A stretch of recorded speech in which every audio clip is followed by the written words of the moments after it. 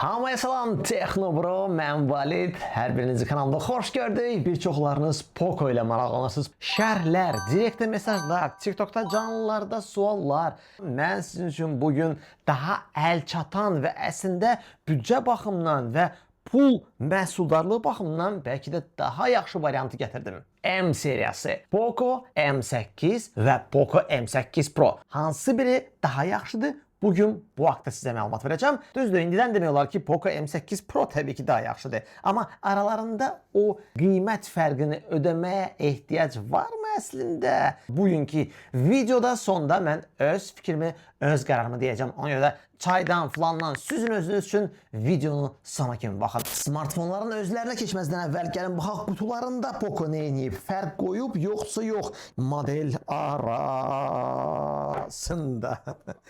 Fərq olmalıdır, bu təbiidir. Amma hər şeydə deyil fərq. Misal üçün içlərindən çıxan sadə bir кейsdə heç bir fərq yoxdur. Yəni birini göstərirəm, ikincisi də eynidir. Bax bu кейsi sizə göstərirəm, eyni şeydir. Yəni qutunun içində ən çox nə maraqlandırır? Təbii ki, adapter və belə ki M8-in içində Type-C, Type-A kabel və 45 Watt-lıq sürətli şarj cihazı varsa, M8 Pro-da isə Type-C, Type-A yenə də həmin kabeldə sanki bir balaca qalın kimi görünür və artıq 100 Watt-lıq şarj cihazı da qoyulur. İlk baxışdan belə fərq hiss olunur, toxunan kimi hiss olunur. Baza versiyası, yəni M8, bundan sonra tez-tez baza sözünü deyəcəm, daha incə və nazik oldu, amma Pro versiya daha qalın, daha sanki ağır və böyük oldu. Ağır demişkən M8 sadənin çəkisi 177 qramdırsa, Pro versiyanın çəkisi isə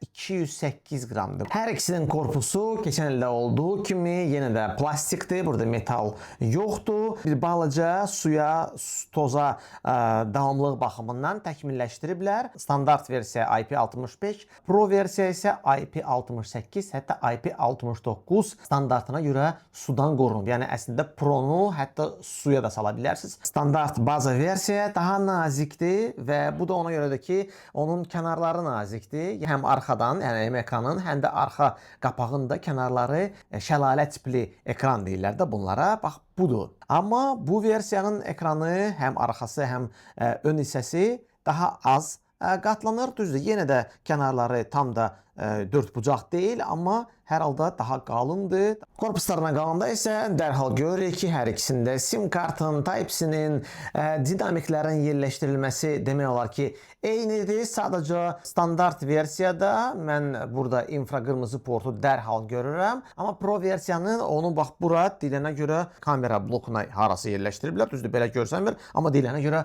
oradadır. Və o ki qaldı displeylərə, onlar demək olar ki, eynidir. Yəni yaxındırlar. Baza versiyada Full HD-dir və Pro versiyada isə 1.5K-dır. Yəni reallıqda o resolution fərqini bəlkə də çoxsu heç hiss eləməyəcək. Amma fərq var. Və hər ikisi də 120 Hz dəstəkləyir. Mənim üçün şəlalə tipli, yəni bu sadə baza versiyada olan daha az cəlb edicidir. Nəinki bax bu Pro-da. Niyə görə? Çünki kənarları əyri olanlara həmişə bilirəm ki, ideal qoruyucu şüşə tapmaq demək olar ki, mümkün deyil. Praktik tərəfi düşünən adam üçün bu hər zaman daha cəlb edici variant kimi görünür. O ki qaldı barmaq izi skanerlərinə. Gəlin onların hər ikisini yoxlayaq. Hər ikisində optikdir, hər ikisində eyni yeridir.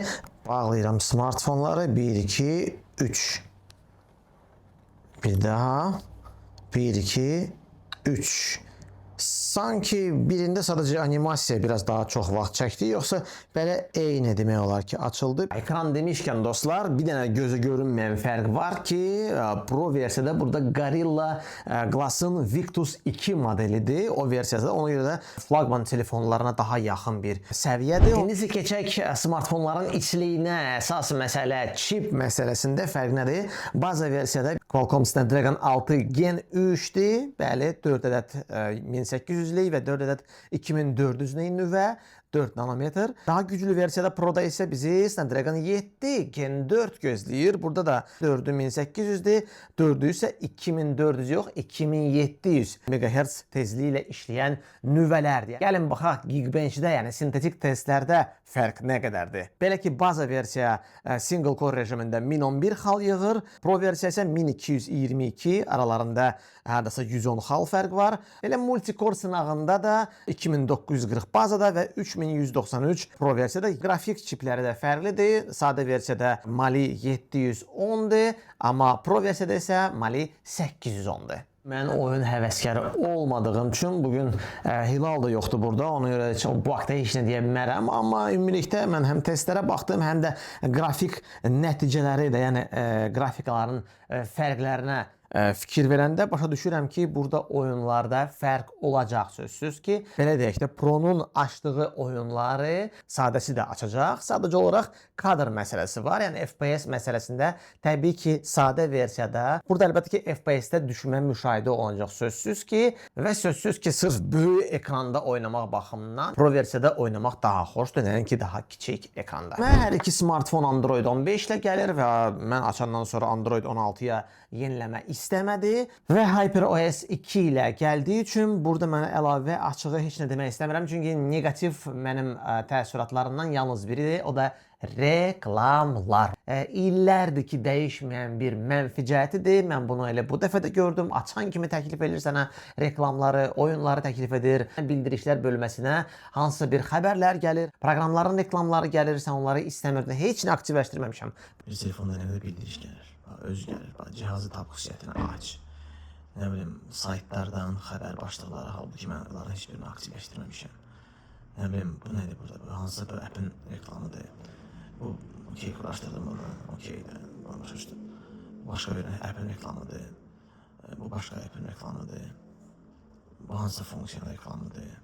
Amma HyperOS-də müəyyən reklamları söndürmək də olar. Necə söndürmək olar? Bunu Xiaomi istifadəçilərin bir daha nəzərinə çatdırım. Bizim YouTube kanalımızda bu haqda video var. Olur ki, daxil olub baxa bilərsiniz. Gəlin səsi yoxlayaq. Səs burada fərqlənir. Bu adi versiyadır.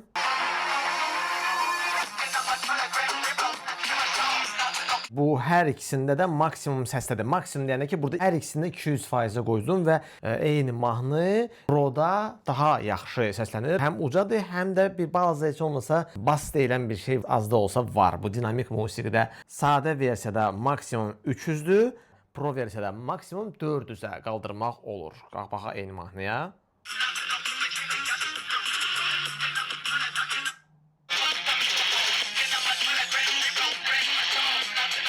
Yəni deməzdim ki, Pro versiyada daha keyfiyyətlidir. Yox, amma ən azı sizə vacib olan mesajı qulaq asmaq üçün təbii ki, səs daha yuxarı olacaq. Stereoya daha yaxın bir səsdir. İndi isə keçək kameralara. Baxırsan ki, hər ikisində 4 dairədir, 4 modul var deməli. Baxırsan ki, eyni kimidir, amma eyni deyil. Düzdür, əsas sensorları hər ikisində 50 megapikseldir, hər ikisində Omnivision-dan kamera quraşdırılıb. Amma sadədə onun işıq keçirmə qabiliyyəti daha aşağıdır. Hər iki smartfonun kamerası ilə eyni zamanda çəkirəm. Hər ikisi maksimum 4K 30 keyfiyyətini verməyə imkan verir. M8 baza versiyasında mən bax belə görünürəm və səs də belə gəlir. Bu isə M8 Pro-nun əsas kamerası ilə, o da 50 megapikseldir, o da ancaq 4K 30 çəkir. Onun kamerasına da çəkirik, eyni işıqda, eyni şəraitdə. Özünüz də görürsünüz ki, kameralar hər ikisi də 4K 30 çəksə də, hər ikisi də 50 megapiksel olsalar da, amma videonu bir balaca fərqli çəkirlər və Pro-da təbii ki, bu keyfiyyət daha yüksəkdir.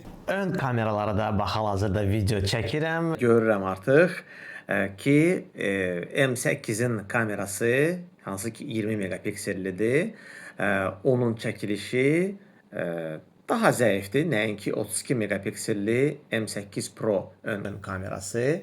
Burada detalları da görürəm. Daha çox detallar düşür. Həm ümumiyyətlə işıqlıdır, həm də qaranlıq yerlər daha sanki azdır və ya orada ən azı o qaranlıq yerlərdə ən az detallar fərqlidir. Elə əsas kameralardakı kimi bunların ön kameralarında fokus məsafəsində bir balaca fərq hiss edirəm.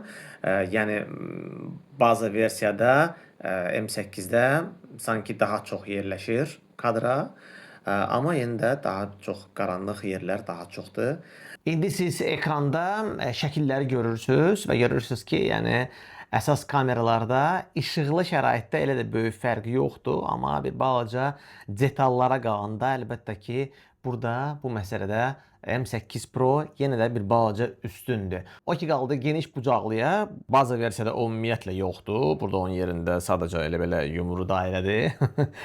Burada isə var, heç olmasa, yəni Proda zəif də olsa var və ən azı işıqlı şəkildə sizə geniş bucaqlı şəkillər lazımdırsa və videolar lazımdırsa, o zaman nisbətən normal bir şey çəkə bilərsən. Geniş bucaqlı kamera burada 0.5 yox, 0.6x çəkir, niyəsə bilmirəm və yalnız 1080 çəkir və daha bir mənfisi odur ki, siz adi çəkilişdən ultra geniş bucaqlıya keçə bilmirsən. Yəni video çəkə-çəkə keçə bilmirsən obyektivlər arasında.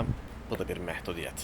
O ki qaldı şarj və batareya. Yadınızdadır, videonun əvvəlində dedim ki, Proda şarj cihazı 100 wattlıqdır, amma sadədə cəmi 45 watt verir. Əlbəttə ki, batareyada da fərq var. Belə ki, sadədə 5500 mAh-lıq batareya qoyulduğu bir halda, Proda isə bu hardasa 1000 mAh daha çoxdur. USB-C portlarına qalanda isə hər ikisində bu təəssüf ki, yalnız ikinci versiyadır. Şarj aparatlarının fərqi sizi çaşdırmasın. Birində 45 wattlıqdırsa, o birisində 100 wattlıqdırsa, fərq 2 dəfədən də çoxdursa, şarj sürətində fərq 2 dəfə deyil. Yəni, hardasa 15%, 10-20% aralarında fərq olacaq. Hər iki smartfonda NFC var. Bu yaxşı xəbərdir ki, bazada heç olmasa onu kəsməyiblər. İndi prinsipcə NFC hətta büdcəli belə cihazlarda var. Şəbəkə məsələlərində bir balaca yenə də üstünlük M8 Pro'dadır. Yəni Wi-Fi versiya bir balaca üstündür. Bunda 5'dir, bunda 6, 7. Daha sonra Bluetooth versiyası birində 5.1'dir, o birisində desəm 5.4'dir. Yəni burada da bir balaca üstünlük Pro'da var. Hər ikisində zəng yazma funksiyası var. Hər ikisində də təəssüf ki, qabaqda yerləşən həmin bu yaxınlaşdırma sensoru yalnız virtualdır. Yəni sensorun özü təəssüf ki, yoxdur. Və daxili yaddaşı artırmaq baxımından standart, yəni baza versiyası, yəni M8-də əlavə SD kart qoymaq variantı var. Yəni bir SD kart və bir SIM kart. Amma burada isə təəssüf ki, bu imkan yoxdur. Gəlirik yekuna dostlar. Bu videoda gördüyünüz kimi mən tez-tez deyirdim ki, bir balaca bu üstünlük M8 Pro'nun tərəfində də bir balaca və burada doğrudan da bir çox məsələlərdə M8 Pro bir balaca üstündür. Yaddaş baxımından daha böyükdür. Prosesor burada biraz daha üstündür. Ekranlar demək olar ki, eynidir. Səs daha üstündür. Şarj bir balaca daha üstündür. Qrafik çip bir balaca daha üstündür. Yəni bir çox məsələlərdə M8 Pro daha üstün bir smartfondur. Amma qiymətdə biz nə görürük? M8 və M8 Pro'da fərq belədir. 600 manat və 970 manat. Yaddaş fərqləri olsa da, amma ala biləcəyimiz versiyalar bunlardır. Hər halda bu videonu yazdığımız zamanda. Və beləliklə belə çıxır ki, bir xeyli qiymət fərqində, yəni daha ucuz olan M8 həm çipdə də elə də pis deyil, yəni yenə də Snapdragon 6-dır, bir çox oyunlar açacaq, bir çox məsələlərdə sizə heç bir problem yaratmayacaq. Ekranı yaxşıdır, şarjı daha az olsa da, amma yəni 45 watt da yetəri qədər sürətlidir şarj məsələsində. Bəli, səsi daha zəifdir, amma ümumilikdə özü də daha incədir, daha yüngüldür və gündəlik məsələlərdə sizə heç də problem yaratmayacaq. 600 manata bu civarda büdcəli bir smartfon və nisbətən normal bir kamerası, normal bir məhsuldarlığı olan bir telefon axtarırsınızsa, bu segmentdə təbii ki, bu smartfonu da ala bilərsiniz. Amma sizə daha böyük performans oyunlarda lazımdırsa, daha böyük ekran lazımdırsa, bir çox məsələlərdə üstün xüsusiyyətlərə ödəmək istəyirsinizsə, hazırsınızsa, əlbəttə ki, M8 Pro sizə daha böyük zövq verəcək.